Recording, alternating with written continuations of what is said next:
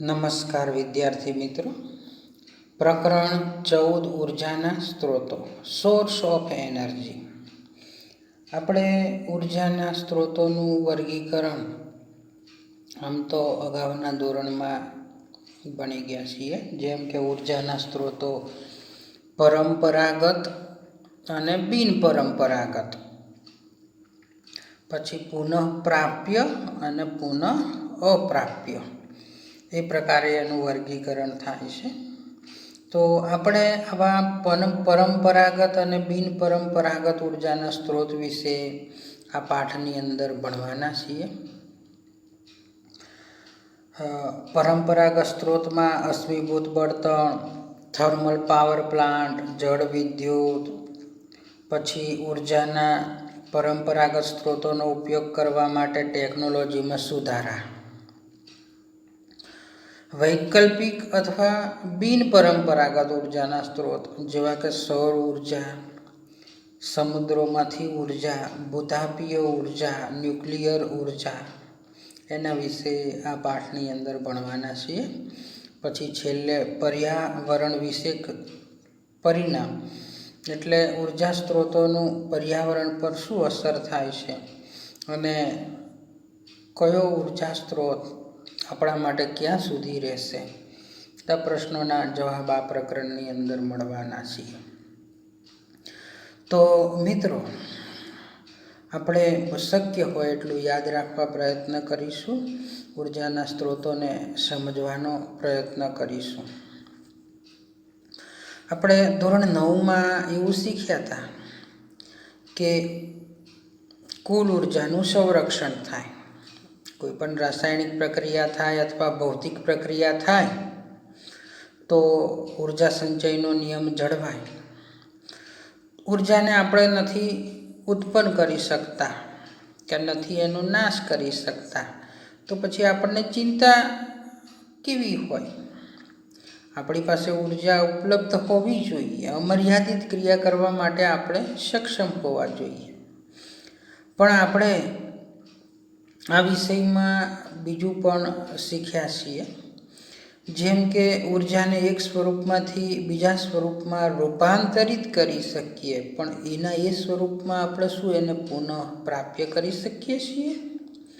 ઉદાહરણ તરીકે આપણે કોઈ પ્લેટને કોઈ ઊંચાઈએથી પડતી મૂકીએ તો શું થાય? ગુરુત્વાકર્ષણના લીધે મિત્રો પ્લેટ ઉપરથી નીચે આવે. જ્યારે પ્લેટ ઉપર હતી ને ત્યારે સ્થિતિ ઉર્જા હતી.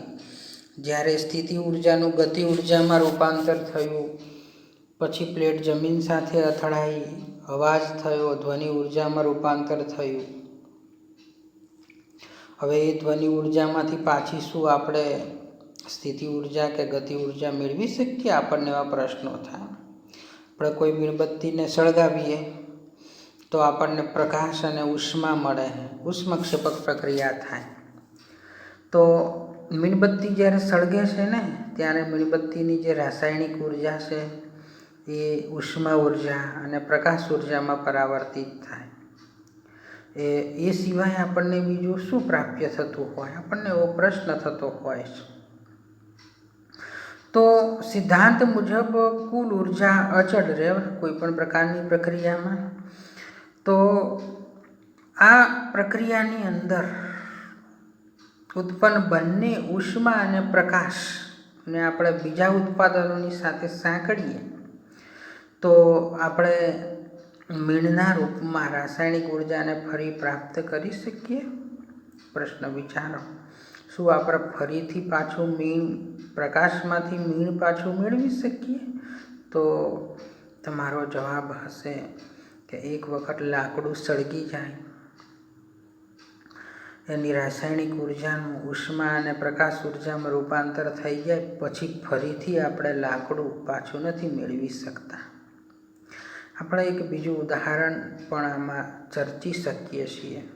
આપણે કોઈ બીકરમાં 100 મિલી પાણી લઈએ, જેનું તાપમાન માની લો કે 348 કેલ્વિન કે 75°C છે, એને એક રૂમમાં મૂકવાનો. રૂમનું તાપમાન ઓછું છે, 298 કે 25° છે.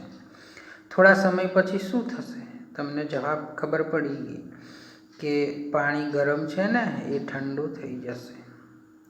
પછી વિચારો આગળ શું થયું? તો ગરમ પાણીએ પર્યાવરણમાં ઉર્જા ગુમાવી. હવે આ ગુમાવેલી ઉર્જાને શું આપણે એકત્ર કરી પાણીને જે ઠંડુ થઈ ગયું એને ફરીથી ગરમ કરી શકીએ? આપણા માટે પ્રશ્ન છે. ગુમાવેલી ઉર્જા આપણે પરત નથી, એ વાતાવરણમાં જતી રહી. આપણે એ સ્વરૂપે ઉર્જા નથી મેળવી શકતા.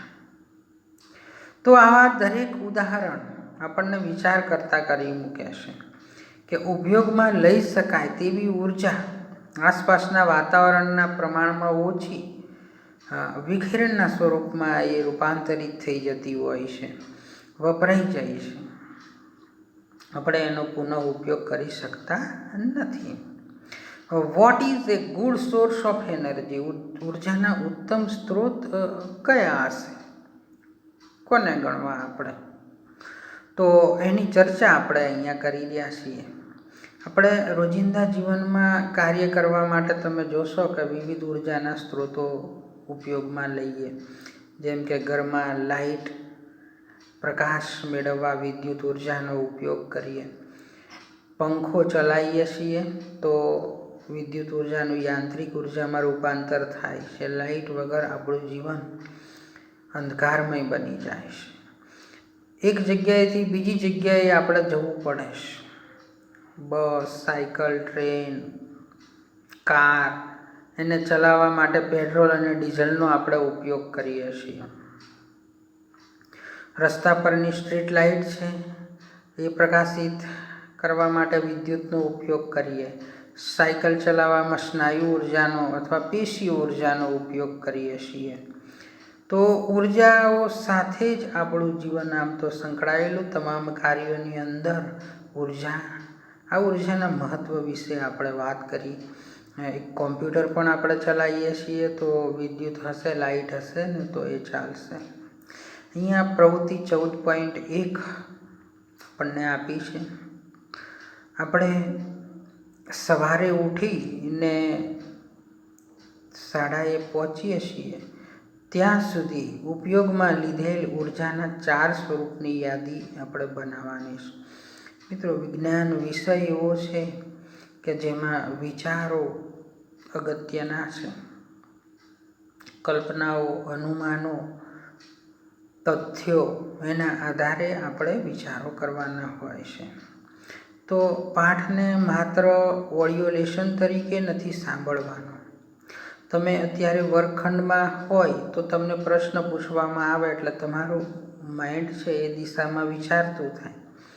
પણ તમે જ્યારે વિડીયો લેસન અથવા ઓડિયો લેસન સાંભળી રહ્યા છો ત્યારે તમારે વિચારવું નહીં પ્રશ્નનો જવાબ, એવું ના હોવું જોઈએ.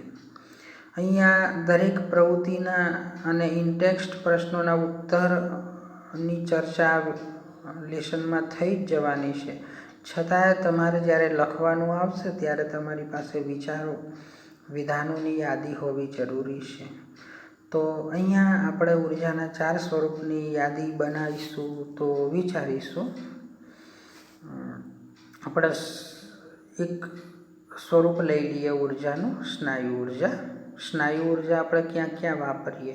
તો સવારમાંથી ઉઠી અને બેડ ઉપરથી ઊભા થઈએ ને ચાલીએ છીએ, બ્રશ કરવા, પછી જો કસરત કરતા હોઈએ તો એમાં સ્નાયુ ઉર્જા વપરાય. સ્નાન કરવા, સાયકલ ચલાવવા માટે તો આ સ્નાયુ ઉર્જા આવી રીતે આપણે વાપરીએ છીએ. પછી બીજું એક ઉર્જાનું સ્વરૂપ લઈ લઈશું, વિદ્યુત ઉર્જા. વિદ્યુત ઉર્જામાં આપણે લાઇટ પાડીશું ઘરમાં, ગીઝર ચાલુ કરીશું, ગણવેશને ઇસ્ત્રી કરવામાં, પંખો ચલાવવામાં વિદ્યુત ઉર્જા આપણે ઉપયોગમાં લઈશું. ત્રીજું સ્વરૂપ લઈ લઈએ ઉર્જાનું, બળતણ ઉર્જા અથવા તો પીએનજી, સીએનજી, એલપીજી. આપણે દૂધ ગરમ કરીએ, નાસ્તો બનાવીએ, રસોઈ કરીએ, બસ, કાર કે બાઇક ઉપર આપણે પરિવહન કરીએ છીએ તો પેટ્રોલ ડીઝલ વપરાય છે ને, એમાં આપણે ઉર્જા વાપરીએ છીએ. રાસાયણિક ઉર્જા ચોથું સ્વરૂપ આપણે લઈ લઈએ તો આપણું જે ખોરાક છે, નાસ્તો, ભોજન, એમાં રાસાયણિક ઉર્જા સમાયેલી છે, જે શરીરમાં પાચન ક્રિયા દ્વારા છૂટી પડે છે. તો આવી રીતે આપણે ચર્ચા કરી શકીએ છીએ કે ઉર્જાઓ આપણી સાથે સંકળાયેલી જ છે. આપણે એના સ્વરૂપોની વાત કરી. પછી બીજું વિધાન છે, આ વિવિધ પ્રકારની ઉર્જા આપણે ક્યાંથી મેળવીએ છીએ? તો આપણે ચર્ચા જે કરેલી સ્નાયુ ઉર્જા પ્રથમ સ્વરૂપની, એ આપણા શરીરમાં સ્નાયુઓમાં સંગ્રહિત એટીપી, આપણા સ્નાયુઓમાં જે ઉર્જા સંગ્રહેલી હોય એ કયા સ્વરૂપે યાદ રાખીશું? એટીપી સ્વરૂપે. પછી બીજું વિદ્યુત ઉર્જા તો આપણા ઘરે નથી પેદા થતી, વીજ પાવર સ્ટેશનમાંથી આવતી હોય છે. બળતણ ઉર્જા પેટ્રોલ પંપ પર, ગેસ સ્ટેશન પર ત્યાંથી આપણે મેળવીએ છીએ. રાસાયણિક ઉર્જા જે આપણો ખોરાક છે, જે વિવિધતા સભર છે એવા ઉત્પાદનો ઉપર આધારિત છે. પછી શું આપણે તેને ઉર્જાના સ્ત્રોત કહી શકીએ? કેમ? અથવા નહીં તો કેમ નહીં? હા, આપણે આ દરેકને ઉર્જાના સ્ત્રોત કહી શકીશું. તે વિવિધ કાર્ય કરવા માટે જુદા જુદા સ્વરૂપે ઉર્જા પૂરી પાડે છે, એટલે આપણે એને ઉર્જાના સ્ત્રોત કહી શકીએ છીએ. તો અહીંયા આપણે ઉર્જાના સ્વરૂપોની ચર્ચા કરી, એના પ્રાપ્તિ સ્થાનોની વાત કરી, ઉપયોગમાં રોજિંદા જીવનમાં સંકળાયેલી ઉર્જાની ચર્ચા આપણે કરી. આપણે ફિઝિકલ વર્ક, શારીરિક કાર્યો કરવા માટે શરીરમાંથી વાત કરીએ મુજબ પેશીય ઉર્જા, સ્નાયુ ઉર્જા, પછી જુદા જુદા ઉપકરણોને ચલાવવા માટે વાત કરીએ મુજબ વિદ્યુત ઉર્જા, રસોઈ બનાવવા અથવા વાહનોને ચલાવવા બળતણ ઉર્જા, રાસાયણિક ઉર્જા, કોઈને કોઈ સ્ત્રોતમાંથી આપણને એ પ્રાપ્ત થાય છે. આપણે આ જ્યારે પ્રકરણ ભણતા હોઈએ ત્યારે એ જાણવું આવશ્યક છે કે ઉર્જાને એના ઉપયોગી સ્વરૂપમાં મેળવવા માટે આપણે જરૂરી સ્ત્રોતની પસંદગી કેવી રીતે કરી શકીએ. આપણને થોડું ટેકનિકલ નોલેજ અને જાણકારી હોય તો ઉર્જાના સ્ત્રોતોની જે પસંદગી છે, એનો ઉપયોગ કરવાની ક્રિયાવિધિ છે, એમાં સરળતા આપણે પેદા કરી શકીએ અને મહત્તમ કાર્યક્ષમતા આપણે પ્રાપ્ત કરી શકીએ છીએ. અહીંયા આપણને પ્રવૃત્તિ 14.2 જે આપી છે એમાં કહ્યું છે કે રસોઈ બનાવવા માટે બળતણની પસંદગી કરવા આપણી પાસે રહેલ વિવિધ વિકલ્પો પર વિચાર કરો.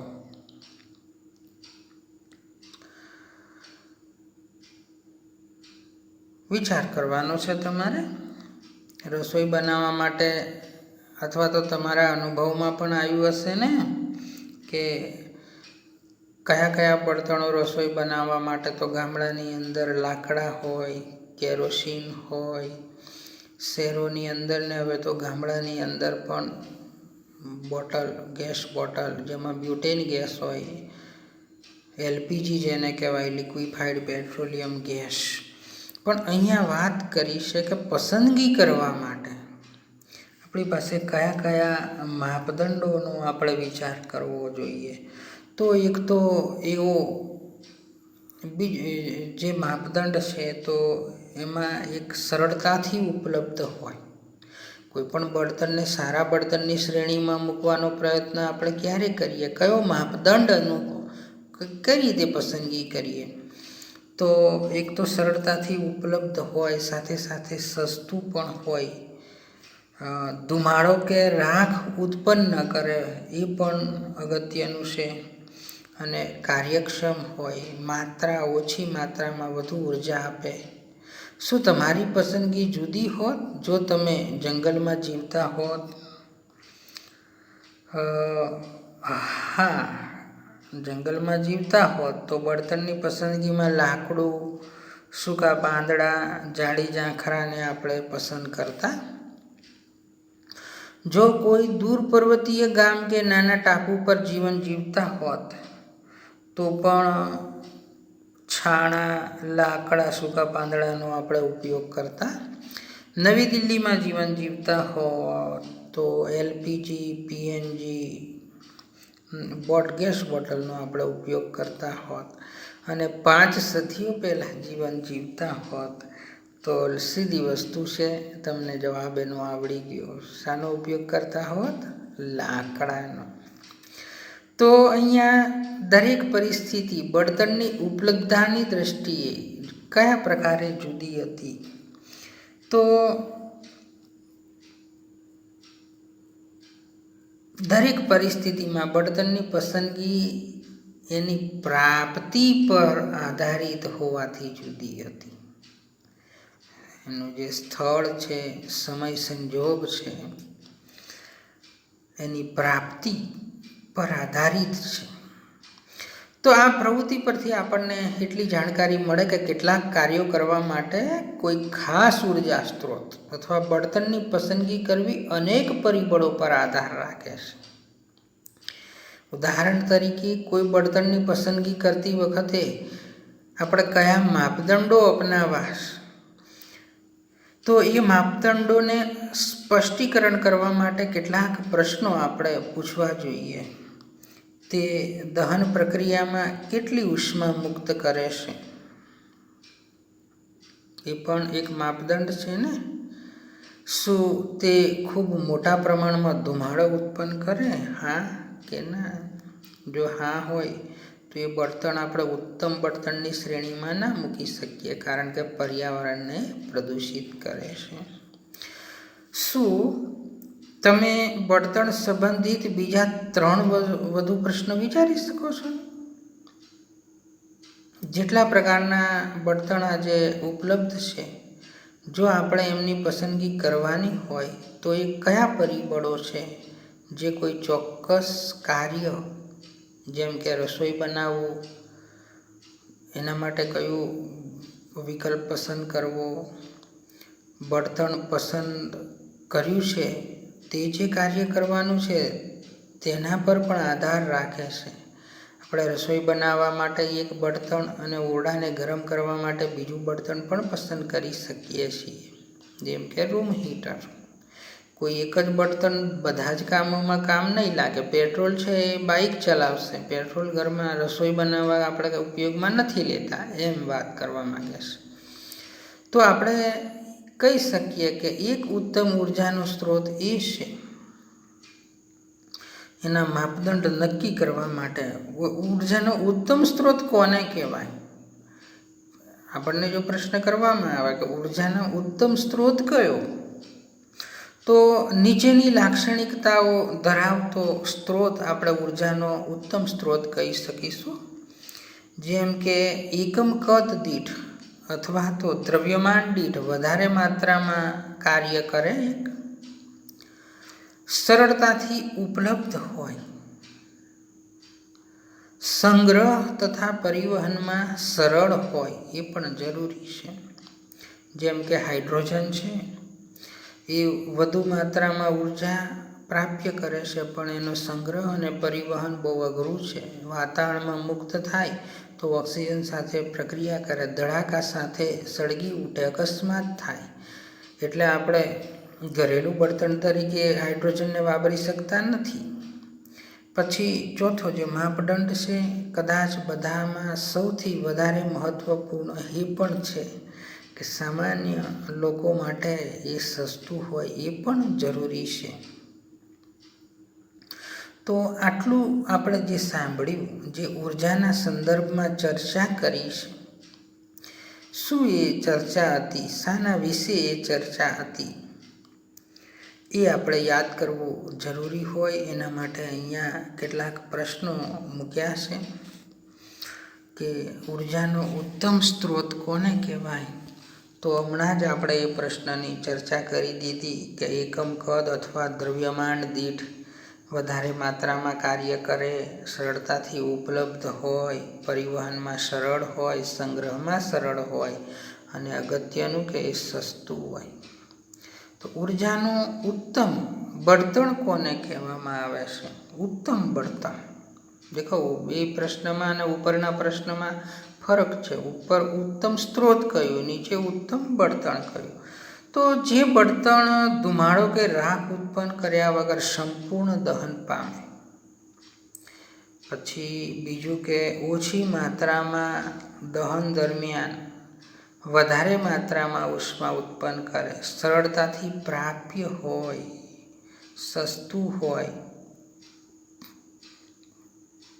તે પ્રદૂષણ ન કરતું હોય, તેમજ કોઈ અવશેષ બાકી ન રાખે, તેને આપણે ઉત્તમ બળતણ કહીશું.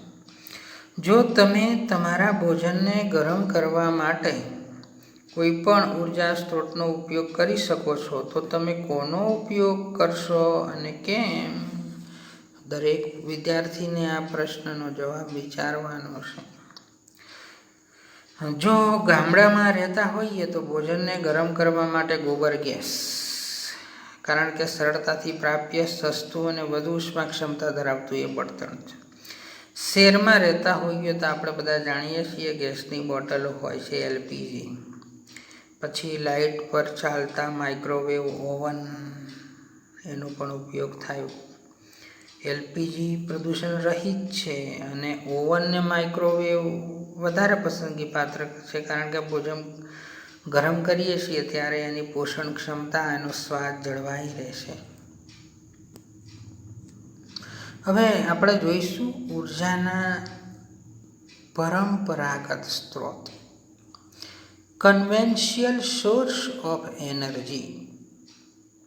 એમાં પરંપરાગત ઉર્જાના સ્ત્રોતના ભાગ સ્વરૂપે અહીંયા પહેલાં ફોસિલ ફ્યુલ્સ, અશ્મિભૂત બળતણ વિશે આપણે ભણવાનું છે. વર્તમાન સમયમાં મુખ્ય ઉર્જાનો સ્ત્રોત, એના વિશે લખો, અથવા અશ્મિભૂત બળતણ એટલે શું, એના ગેરફાયદા સહિત એને વર્ણવો, એવો પણ આપણને પ્રશ્ન પૂછાશે. તો અહીંયા અશ્મિભૂત બળતણની વાત કરીશું એ પહેલાં કેટલાક સ્ત્રોતોની વાત કરીએ કે આપણા બાપ દાદાઓ જૂના સમયની અંદર, પ્રાચીન સમયમાં સામાન્ય રીતે લાકડાઓનો ઉપયોગ કરે. આજે પણ ગામડાઓની અંદર લાકડાનો ઉપયોગ થાય છે. કેટલીક મર્યાદિત પ્રવૃત્તિઓ માટે કોઈક જગ્યાએ આપણે જોઈ શકીએ પવન અને વહેતા પાણીની ઉર્જાનો પણ ઉપયોગ કરવામાં આવે છે. શું તમે આ પૈકીના કેટલાક ઉપયોગો બતાવી શકો છો? જળ ઉર્જા, જળચક્કી ચલાવીને વીજળી ઉત્પન્ન કરવામાં વપરાય. આપણે ડેમ ઉપર જોઈ શકીએ છીએ, બીજે કોઈ અન્ય જગ્યાએ એને જોઈ શકતા નથી. ઉર્જાના રૂપમાં કોલસાનો ઉપયોગ, એના લીધે ફેક્ટરીઓ, ઉદ્યોગોની અંદર ક્રાંતિ આવી છે. ધાતુઓ ઓગાળવા, રાસાયણિક ઉત્પાદનો શક્ય બનાવવા માટે અને ઈંટો પકવવા, માટલા પકવવા માટે પણ એનો ઉપયોગ થાય છે, ખનિજ કોલસાનો. તો વધતા જતા ઉદ્યોગોના કારણે સમગ્ર વિશ્વમાં જીવનમાં ગુણવત્તા વધી, આપણું જીવન વધુ સરળ અને સગવડભર્યું બન્યું. તો સીધી વસ્તુ છે કે વાહનોની સંખ્યા વધે તો પેટ્રોલની ડિમાન્ડ પણ વધે, ડીઝલ પણ વધારે વપરાય, તો વિશ્વમાં ઉર્જાની માંગ આશ્ચર્યજનક દરથી વધે, સ્વાભાવિક છે. તો આ વધતી જતી માંગની પૂર્તિ કરવી, એનો વિચાર કરવો પડે. તો અશ્મિભૂત બળતણ કોલસા તથા પેટ્રોલિયમથી થાય છે. હાલમાં અશ્મિભૂત બળતણોનો આપણો જે મોટાભાગનો આધાર છે પેટ્રોલિયમ પર છે, કોલસો છે. તો અશ્મિભૂત બળતણો કયા? તો ખાસ કરીને કોલસો અને પેટ્રોલિયમ. ધીમે ધીમે આની માંગ વધતી ગઈ. પછી વૈજ્ઞાનિકોએ એનો ઉપયોગ કરવા માટે ટેકનોલોજીમાં પણ સુધારા કર્યા છે. આપણે આપણા પ્રાથમિક ખ્યાલ તરીકે જાણીએ છીએ કે કઈ રીતે અશ્મિભૂત બળતણ બનતું હોય છે. કરોડો વર્ષની પ્રક્રિયા, જમીન ઉથલપાથલ થાય, વનસ્પતિ અને પ્રાણીઓ જમીનમાં દટાઈ જાય, કરોડો વર્ષની પ્રક્રિયાને અંતે એ બનતું હોય છે. એટલે એને બનાવવું અત્યારે શક્ય નથી. એનો મર્યાદિત ભાગ જ અત્યારે આપણી પાસે ઉપલબ્ધ છે. અશ્મિભૂત બળતણ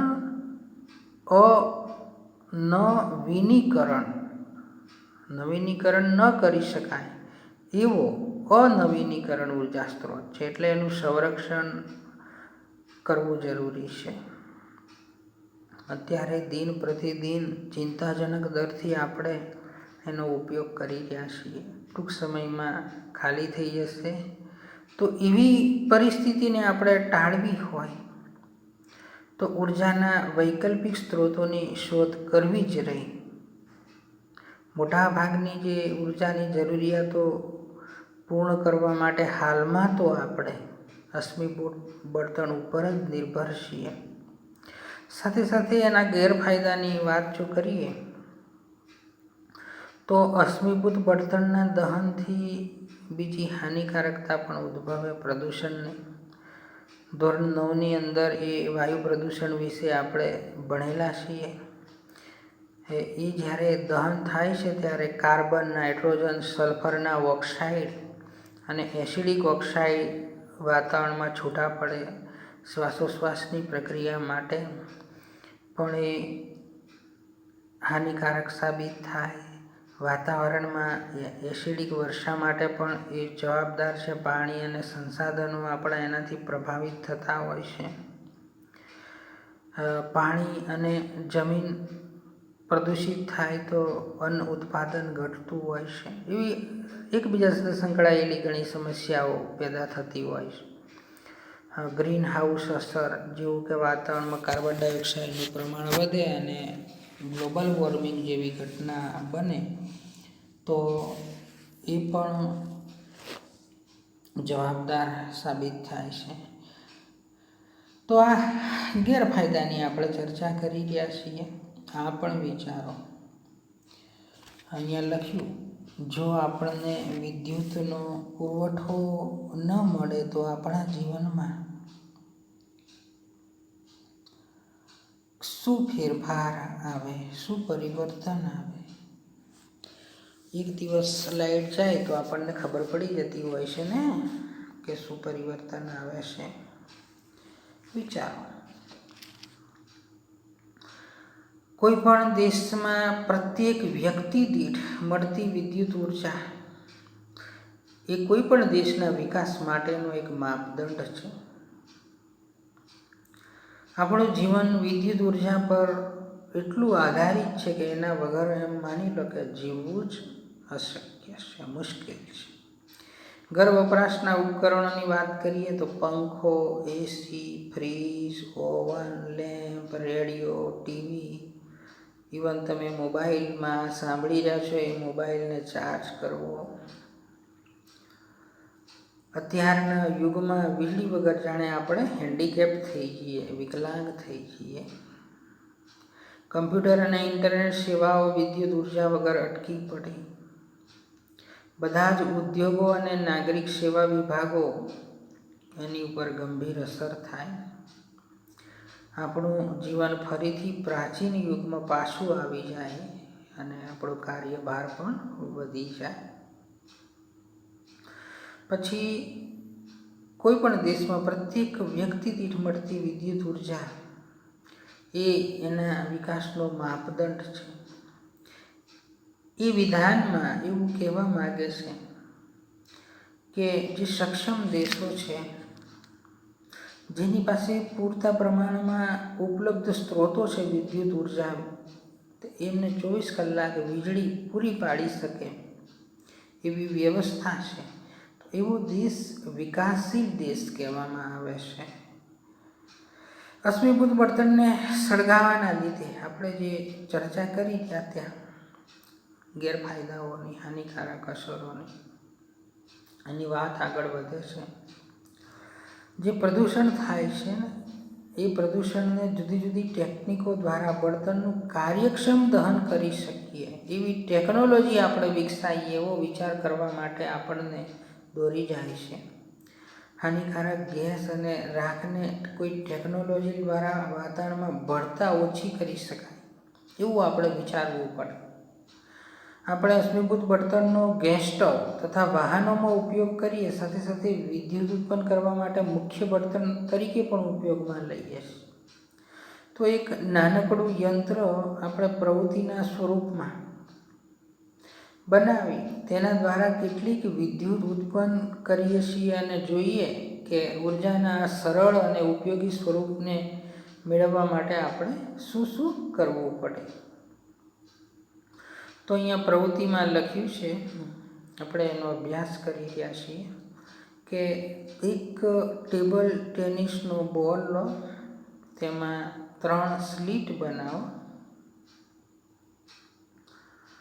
ધાતુની શીટમાંથી અર્ધવર્તુળાકાર પાંખિયા કાપીને 3 સ્લિટમાં લગાવો. એટલે સ્લિટ એટલે એવો ખાંચો, ગીસી, એમાં પાંખિયા ફિટ થઈ શકે છે.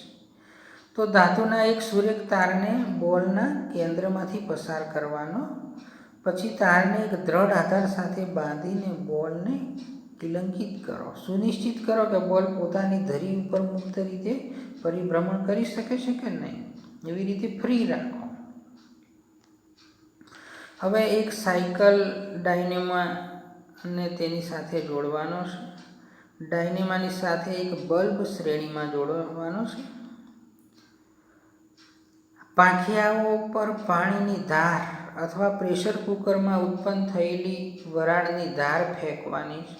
આપણે આંગળીથી પણ પાંખિયા ફેરવી શકીએ, પણ આપણે સિદ્ધાંતને સમજવા આપણે કયા કયા સ્ત્રોતો લઈ શકીએ. તો એમાં એક કુકરની સીટીનું જે વરાળનું પ્રેશર હોય એ પણ, અને પાણીની ધાર જળ ઉર્જાનું યાંત્રિક ઉર્જામાં રૂપાંતર કરીએ સિદ્ધાંત સમજવા માટે નળનો ફુવારો પણ એની ઉપર ફેંકી શકીએ છીએ. પાંખિયા ફરશે.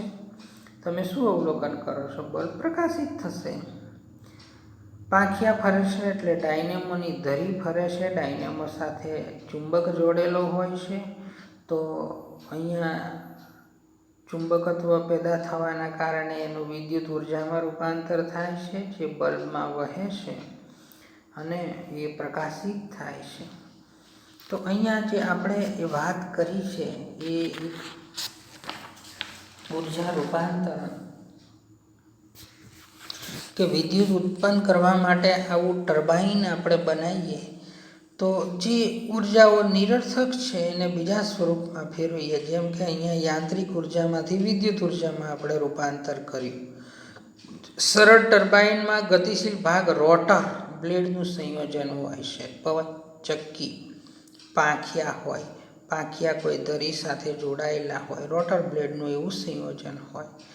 ગતિશીલ તરલ એટલે પાણી હોય, પવન હોય, એ બ્લેડોને ફેરવવા માટે કાર્ય કરે, રોટરને ઉર્જા આપે છે. રોટરની બ્લેડોની ગતિ અથવા પાંખિયા ફરવા, જેને યાંત્રિક ઉર્જામાં રૂપાંતર કહીશું, એ છેલ્લે વિદ્યુત ઉર્જામાં રૂપાંતર થતું હોય છે. એ ડાયનેમાની શાફ્ટને ફેરવે છે. વિદ્યુત ઉર્જાનું સ્વરૂપ આજની પરિસ્થિતિમાં આવશ્યક બની ગયું છે. ડાયનેમાની શાફ્ટને ફેરવવા માટેના ઘણા બધા રસ્તા છે. કયો રસ્તો અપનાવવો એ આપણી સંસાધનોની ઉપલબ્ધતા પર આધાર છે. પવન વધારે આવતો હોય ત્યાં પવનચક્કીની મદદથી પાંખિયા ફરે. પાણીનો ધોધ પડતો હોય ત્યાં જળ ઉર્જાનું વિદ્યુત ઉર્જામાં રૂપાંતર થાય. સમુદ્રના ભરતી ઓટની અંદર પણ આવી સિસ્ટમ ગોઠવી શકાય છે અને જે પાણીનો પ્રવાહ છે એ પાંખિયાને ફેરવે તો કોઈ પણ રીતે પાંખિયા ફરવા જોઈએ. સાયકલના પૈડા સાથે પણ ટર્બાઇનની ધરી ફરતી હોય એના લીધે બલ્બ પ્રકાશિત થતો હોય છે. તો આપણે અહીંયા જે વાત કરી એ મોડલમાં ઉષ્મા ઉર્જાનું વિદ્યુત ઉર્જામાં રૂપાંતર થાય. મોડલમાં કઈ રચના ટર્બાઇન તરીકે કાર્ય કરે? તો સાદા મોડલ વડે ધાતુના પાંખિયા ફિટ કરેલો ટેનિસ બોલ, એની વાત હતી કે એ ટર્બાઇન તરીકે કાર્ય કરતું હતું. સરળ ટર્બાઇનમાં ગતિશીલ ભાગ તરીકે રોટર બ્લેડનું સંયોજન હોય. તો આ પ્રવૃત્તિ ઉપરથી આપણે એવું ચર્ચી શકીએ છીએ. બીજું થર્મલ પાવર પ્લાન્ટ. બળતણના દહન દ્વારા ઉષ્મા ઉર્જા આપણે ઉત્પન્ન કરી શકીએ, એનું વિદ્યુત ઉર્જામાં રૂપાંતરણ થાય. આ પાવર સ્ટેશનને થર્મલ પાવર સ્ટેશન કહેવામાં આવે છે. પાવર સ્ટેશનમાં શું થતું હોય તો દરરોજ વિપુલ જથ્થામાં અશ્મિભૂત બળતણ છે એનું દહન કરવામાં આવે. એની મદદથી પાણી ઉકાળવાનું, પાણીની બાષ્પ બને, એ બાષ્પ ટર્બાઇન પર પ્રેશર કરે, એને ફેરવે અને પછી વીજળી પેદા થાય. આ થર્મલ પાવર સ્ટેશનમાં કઈ રીતે વીજળી ઉત્પન્ન થાય એની વાત કરી રહ્યો છું. થર્મલ પાવર સ્ટેશનમાં પાણીને ઉકાળવા માટે આપણે કોલસાનો પણ ઉપયોગ કરી શકીએ. એટલે એ કોલસા કે તેલ ક્ષેત્રોની નજીક બનાવવામાં આવે અને ચોક્કસ અંતર માટે કોલસા અને પેટ્રોલિયમના પરિવહન કરતાં વિદ્યુતનું પરિવહન છે એ વધારે અસરકારક હોય છે. પાવર પ્લાન્ટમાં અશ્મિભૂત બળતણનો ઉપયોગ થાય છે. જોકે એ પુનઃ અપ્રાપ્ય છે, એ પણ આપણે ધ્યાનમાં રાખવું જોઈએ. પાવર પ્લાન્ટનું પાણી ઉષ્મીય પ્રદૂષણ પણ પ્રેરે છે અને ઘણા હવાઈ પ્રદૂષકો પણ ઉત્પન્ન કરે છે. તો થર્મલ પાવર પ્લાન્ટની અંદર શું થતું હોય, કોઈ પણ રીતે પાણીને ઉકાળવું ને વરાળ કરવી, એના માટે કોલસા અને પેટ્રોલિયમનો પણ આપણે ઉપયોગ કરીએ છીએ. વરાળ છે એ ટર્બાઇન ઉપર પ્રેશર કરે, પાંખિયા ફેરવશે અને વીજળી પેદા કરતું હોય છે. તો આ રીતે આપણે થર્મલ પાવર પ્લાન્ટ સુધી આ વિડીયોને સીમિત રાખી રહ્યા છીએ. ફરી એક વખત વિડીયો સાંભળી જવાનો અને વિડીયો પૂરો થાય એ વિડીયોને લાઈક જરૂર કરજો. ધન્યવાદ, આભાર. આપનો દિન શુભ રહે.